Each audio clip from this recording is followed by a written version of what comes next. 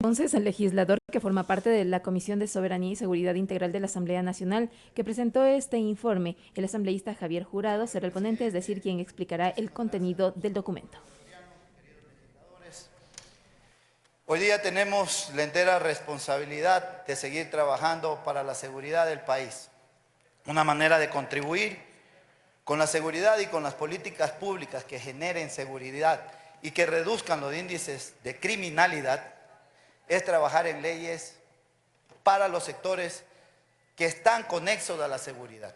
Si bien es cierto, la seguridad privada no es la responsable, como en algún momento el presidente de la República, Guillermo Lasso, había dicho, sí tiene mucho que ver en la seguridad porque es un coadyuvante y además son acciones complementarias de prevención ante los posibles delitos que se puedan causar y que hoy son un modelo ya no de un solo grupo, son un modelo que se ha incrementado delincuencialmente ante la desprotección del mismo Estado, porque hoy el Estado es vulnerable.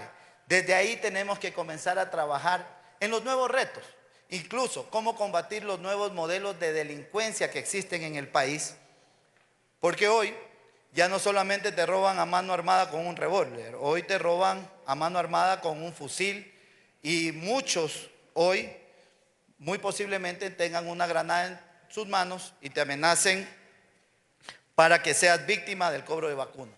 Y es así que el país se tiene que adaptar a un modelo de delincuencia para poderlo combatir. Y una de las formas de combatir es generando leyes, como la Ley Orgánica de Seguridad Privada. Queridos compañeros legisladores, señor secretario, tengo una presentación para que por favor la pueda proyectar ante el Pleno de la Asamblea Nacional. Autorizado, por favor, proyecten la presentación.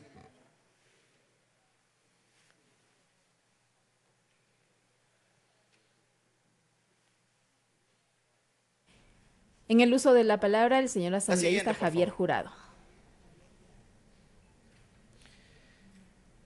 Esta norma genera una arquitectura institucional del sistema de vigilancia y seguridad privada. Regula la prestación de servicios de vigilancia y seguridad privada. ¿Qué pasaba en el Ecuador? Trabajábamos con una ley preconstitucional creada en el 2003, que además no generaba cambios circunstanciales y que además atentaba contra los derechos fundamentales, como del trabajo de los servidores o prestadores de servicios de seguridad privada, y es aquí donde se hace un llamado para que nunca más se vulnere un derecho de quienes prestan el servicio de guardias privados en el Ecuador, que no sean víctimas del abuso de las malas empresas de seguridad, que incluso muchas, algunas son de papel. Regula la capacitación de seguridad privada y aquí se juega un papel fundamental para que los guardias de seguridad privada puedan profesionalizarse y alcanzar estándares de calidad que puedan combatir de manera eficiente las amenazas o la posible amenaza de la delincuencia organizada que hoy campea en este país. Esta ley ha tenido un profundo debate y ha sido, creo que una de las leyes de las cuales más observaciones se ha tenido. 840 observaciones procesadas, 26 mesas técnicas, una mesa interinstitucional donde acudieron todas las instituciones del Estado concomitantes a la seguridad pública. ¿Para qué? Para generar una verdadera ley que mejore las condiciones de seguridad en el país. 18 sesiones de comisión para atender a más de 1.300 compañías de seguridad, que hoy muchas, como lo decía, son de papel. 78 centros de formación y capacitación y más de 180.000 guardias de seguridad privada registrados, que hoy, sin esta ley, muchos viven en la precarización laboral y son víctimas de injusticia. La ley vigente, como lo decía, data del 2003, es una ley preconstitucional y por eso la necesidad de generar una ley que esté acorde a la Constitución del 2008 y prevea derechos fundamentales como el trabajo, la vida y la seguridad. El sector privado en el mundo es un sector en expansión. Las Naciones Unidas han venido alertando sobre la desregularización en este sector genera una amenaza a los estados. Y es necesario que desde la Asamblea Nacional se pueda generar normativa eficiente que solucione los problemas estructurales que hoy son parte de la vida de los ecuatorianos y que son los que más aquejan. Y las estadísticas no mienten. El 99% de los ecuatorianos se siente inseguro. La situación de inseguridad ante las nuevas amenazas necesita fortalecer el rol preventivo de la seguridad privada. Esta ley ha tenido un tratamiento desde el 2021, desde junio del 2021. Paco Fierro fue quien empezó esta ley. Luego, en el junio del 2023, se acogió el proyecto del asambleísta René Yandún. En el 2021, el 24 de noviembre, se acogió el proyecto de ley presentado por el asambleísta Pinto, que fue parte de la comisión anterior. El 6 de junio del 2022 se aprobó el primer informe para debate. Se generaron las mesas técnicas con los actores gremiales de instituciones públicas y privadas. Y luego, en mayo del 2023, exactamente el 3 de mayo, se aprueba el informe para segundo debate. La siguiente, por favor. En las 18 comisiones actuaron todos los representantes de la seguridad privada, personal, empresas, profesionales del servicio de seguridad privada, centros de capacitación, entidades de supervisión y control. En el segundo debate se acogieron 390 propuestas presentadas por escrito: derecho de protección al personal, cooperación de la seguridad integral, tipos o modalidades de capacitación y de servicio, regulación a centros de capacitación, formación y capacitación, requisitos, prohibiciones e infracciones. Dentro de las mesas técnicas institucionales actuó el Ministerio del Interior, Ministerio de Defensa, Ministerio de Trabajo, el SECAP, Superintendencia de Compañías, Economía Popular y Solidaria, actores y trabajadores de la seguridad privada, que son el capital humano y son el principal factor a defender, no solo en esta ley, sino en todas las leyes que tengan que generar o generen empleo. Dentro de esta ley tenemos 131 disposiciones, las generalidades, el sistema de vigilancia y seguridad privada, prestadores de servicio de vigilancia y servicio de seguridad privada con servicios conexos, personal de las compañías de seguridad privada, servicios de formación, capacitación y especialización, infracciones y sanciones. Contamos con 16 disposiciones generales, 19 transitorias y 6 reformatorias.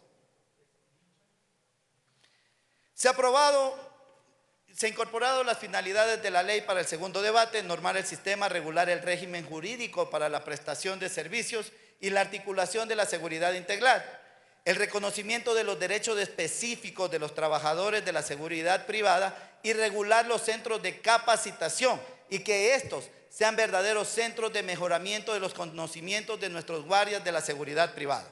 Se incorpora la participación de actores de la EPS y aquí hay que hacer una reflexión. Sí era necesario que la EPS actúe en el tema de seguridad privada y se generen nuevos espacios para quienes hoy actúan en la seguridad privada también tengan la capacidad de crear cumpliendo las mismas condiciones que cumplen los otros modelos de seguridad. Se regula la prestación de servicios conexos, los servicios profesionales, comercialización o instalación tecnológicas y servicios de blindaje. Ustedes han visto que hoy en el Ecuador hay un sinnúmero de empresas que venden blindajes y no sabemos qué tipo de blindajes son.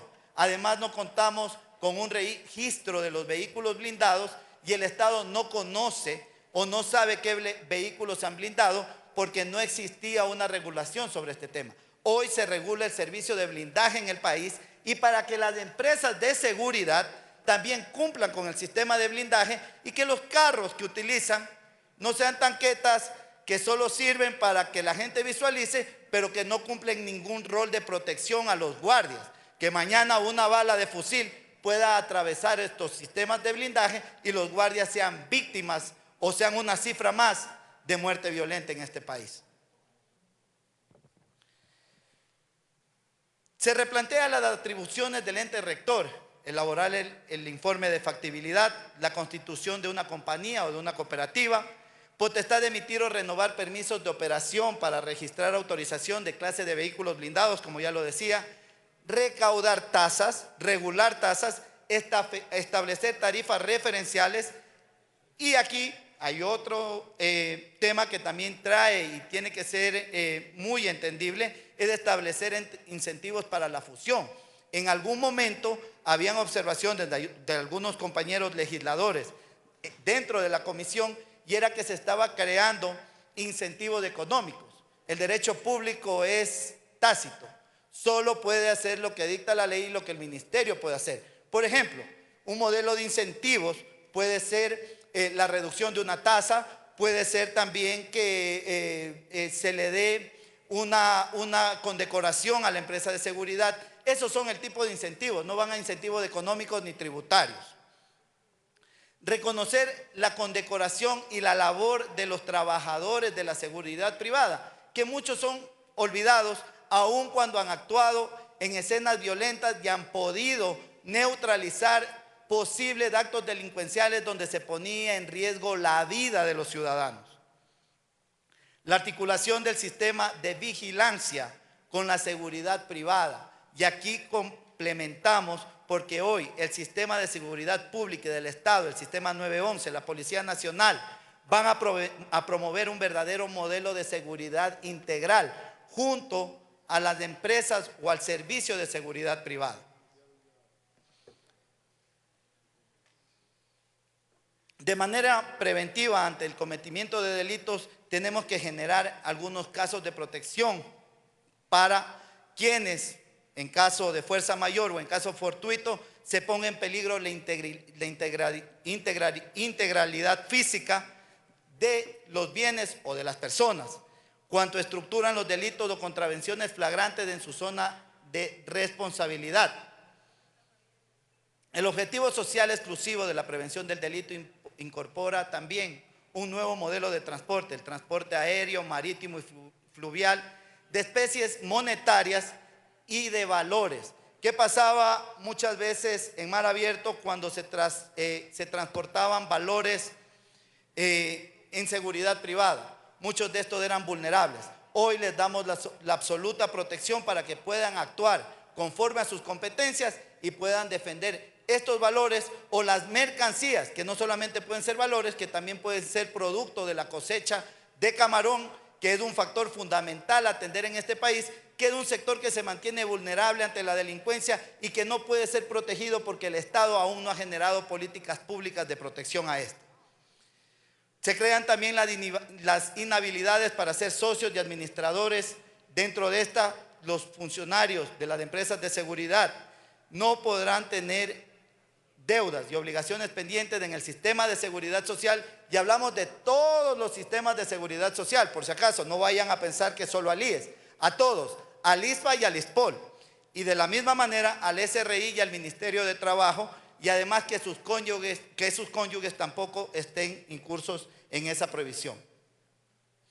Se norma 12 funciones y deberes del personal de seguridad, uno de los fundamentales. Se establecen prohibiciones de alterar la escena del delito, y aquí juega un papel preponderante del sistema de investigación del Estado para que se generen verdaderas políticas de investigación. El Estado debe invertir de manera eficiente y emergente. Hoy, muchas de las escenas del crimen no pueden ser analizadas por los forenses porque no existen los medios tecnológicos necesarios, y ahí va a jugar un papel fundamental el Plan Fénix, que va a presentar en los próximos días del presidente de la República, donde se deben considerar estos hechos. Prevenir el cometimiento de delitos, usar los documentos de identificación y uniformes, equipo de dotación que sea entregado a los guardias de seguridad. Los administradores, dentro de sus obligaciones, tendrán que garantizar los derechos del personal. Aquí juega un papel fundamental el seguimiento que le haga la Asamblea Nacional a esta norma. Se aumentó hoy, que era una necesidad, la póliza de seguro y responsabilidad civil. la póliza de vida y accidentes, y hoy los guardias van a estar protegidos 24 horas del día. Muchas veces las pólizas de seguro eran mal utilizadas y se les daba al guardia o a los guardias la cobertura tan solo del tiempo de trabajo, que podía ser 8 horas de trabajo. Hoy se le da 24 horas de protección. ¿Por qué? ¿Y qué pasaba o qué está pasando en el país? Que un guardia evita que se cometa un delito y en su casa era asesinado. Tenemos que proteger a sus familias y tenemos que proteger a los que hoy nos sirven de escudo ante la delincuencia. Los guardias de seguridad son un factor fundamental en la seguridad del país. Otra de las cosas para evitar la precarización, la apertura de una cuenta sueldo. A los guardias se les pagaba a través de nómina o con cheque o a través de efectivo. Y en esos pagos se generaban cobros que generaban reducción a su justo sueldo en sus horas laborables, y que además hoy podremos revisar si estos sueldos son pagados a tiempo. Que le da el servicio de seguridad privada pague en el momento que tiene que pagar el sueldo, no 3 meses después, no 5 meses después, o que nunca le paguen un sueldo. Sueldos y salarios mínimos sectoriales. Recordar que el sistema de seguridad privada está dentro del marco sectorial de trabajo. Entonces se va a tener que respetar los sueldos mínimos sectoriales.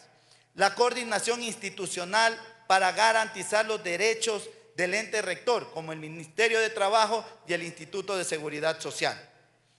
El costo de reentrenamiento será pagado por la compañía de seguridad, no por el guardia. Hoy muchos costos de entrenamiento tiene que asumir el guardia de seguridad. Eso tiene que ser un costo que asume para profesionalización y para mejora de capacidad institucional la empresa que brinda el servicio de seguridad. Se mantienen los niveles 1 y 2 de formación, se establecen contenidos diferenciados en el nivel 2, requisitos especiales como no haber sido sancionado por violencia de género, y aquí se juega un factor fundamental. Hoy los guardias de seguridad tienen que tener entrenamiento en tiro de práctica real, porque muchos guardias solo se preparaban en los polígonos virtuales, y eso hacía que conozcan menos sobre la utilización y dotación de armas que hoy muchas empresas tienen. La certificación y acreditación, mayor regulación en el control a los centros de capacitación, se unifican los requisitos de pensum y mallas de infraestructura para centros públicos y privados. Y aquí va a jugar un papel preponderante el SECAP, que va a tener que crear una malla para poder capacitar a los guardias de la seguridad privada de manera gratuita, y que además se acompañe con los cursos que tienen que ser brindados por instituciones privadas. El capital mínimo para la constitución de compañías de capacitación deberá ser de 45 salarios básicos unificados. Se establecen las inhabilidades para los que sean socios de centros de capacitación, los servidores o funcionarios de entidades de regulación y control, quienes hayan sido socios de un centro cuyo permiso de funcionamiento haya sido cancelado, quienes se encuentren en mora con el IES y el SRI. Esto es un modelo que se ajusta a las normas internacionales de seguridad privada. Se desarrolla un régimen sancionatorio que va en las sanciones leves desde un salario mínimo vital hasta las graves, que son 33 conductas graves, que son 6 salarios básicos unificados. Las muy graves, 23 conductas, son sanciones que se van a crear con la cancelación definitiva de la autorización o acreditación del permiso de funcionamiento. El registro de sellos de clausura, que es un factor fundamental para que también las empresas de seguridad se sientan protegidas, porque muchas veces eran clausuradas, pero no había un seguimiento al sello de clausura, o esos sellos de clausura ni siquiera eran emitidos por el ente rector. El destino de los valores recaudados para autogestión de la subsecretaría y la unidad respectiva de la Policía Nacional.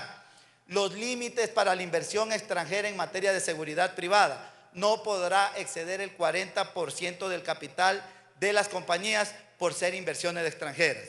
El registro pasivo de prestadores del servicio de seguridad privada. Se establecen 19 disposiciones transitorias el reglamento a la ley, la legalización y la actualización de los estatutos, emisión de tarifas referenciales, actualización de carnets, impulso a la profesionalización, transferencia, competencia, enajenación de acciones, condiciones laborales de quienes trabajan en los sectores estratégicos. Aquí se genera una reforma al Código Orgánico Monetario y Financiero, eliminando como servidores auxiliares del sistema financiero de transporte de especies y valores monetarias. En el artículo 33, yo sé que hay un debate amplio sobre este artículo y que esta asamblea debe de entenderlo de una manera distinta. Han habido normas que se han creado dentro de la Asamblea Nacional, pero que tal vez obviaron en algún momento que la legítima defensa es una necesidad que tenemos todos los ciudadanos y además la garantía de la vida. Aquí se garantiza la vida porque eso dice la Constitución de la República del Ecuador. Si bien es cierto, hay varios factores que anteceden a la legítima defensa y son componentes: la necesidad racional, la falta de provocación y la agresión actual. No se eliminan. Lo que se hace en esta ley es aclarar el peligro eminente que amenace la vida o la integridad física. Y no es posible que todavía miembros de la Policía Nacional se sigan defendiendo detenidos. Eso es inaudito. Y por eso esta ley es incluso conexa a la ley de uso legítimo de la fuerza, que fue una ley que se aprobó en esta Asamblea Nacional y que además hoy prevé que incluso los guardias que precautelen la vida de una persona puedan actuar ante el peligro eminente o la amenaza y no tengan que esperar que exista un ciudadano muerto. Tenemos que comenzar a legislar para los ciudadanos de bien. Tenemos que combatir la delincuencia de manera efectiva. Y el Estado es el llamado a garantizar la vida y la seguridad de las personas constitucionalmente. Las empresas de seguridad, como lo dije, solo son coadyuvantes y son cooperadoras del sistema de seguridad público. Hay varios conceptos sobre la doctrina de la legítima defensa y aquí incluye la agresión legítima. Nos hemos basado en legislación comparada como de Perú, Cuba, Colombia, México, y la agresión real o actual o eminente está en varios proyectos de ley internacionales. En Colombia, la injusta agresión o amenaza eminente siempre que sea proporcional. El peligro actual no es inevitable en materia jurídica que amenace la vida o la integridad física, ya está en legislación comparada. Quiero hacer algunas apreciaciones de lo que esta ley ha sido y cómo se ha generado y cómo ha ido creciendo. Tal vez entraron como leyes pobres, se puede decir, pero la comisión que trabajó de manera ardua en el fortalecimiento de esta ley tuvo la entera capacidad y la disciplina de despojarse incluso de sus camisetas partidistas para trabajar en una ley que sirva a los ecuatorianos y que garantice en parte su seguridad. Hoy los nuevos modelos de seguridad nos llaman a nuevos retos. Cada vez es más necesaria la protección de los ciudadanos. El análisis tuvo docenas de mesas técnicas. Es una ley que se debió de haber expedido hace décadas y por eso se le elevó a ley orgánica, porque la ley que hoy está vigente es una ley que no cuida los derechos fundamentales de las personas. Esta ley tiene que ser un instrumento eficaz para la regulación y el fortalecimiento del sector y el derecho de los trabajadores. Busca garantizar el equilibrio como reflejo de las preocupaciones de todos los sectores. Quiero agradecer a la señora presidenta de la comisión que ha pensado en mí para que sea el ponente de esta ley. Agradezco a usted, estimada Inés, y es necesario que hoy día esta ley sea aprobada con responsabilidad en el Pleno de la Asamblea Nacional. Sé que hay muchos factores que puedan generar observaciones, pero hoy es una ley extremadamente necesaria para garantizar la seguridad de nuestros hermanos ecuatorianos que son víctimas de la delincuencia. Hoy, más que nunca, el pueblo ecuatoriano reclama leyes en materia de seguridad y esta asamblea no le puede dar la espalda al pueblo ecuatoriano. Muchísimas gracias, señora presidenta encargada. Muchísimas gracias, compañeros legisladores.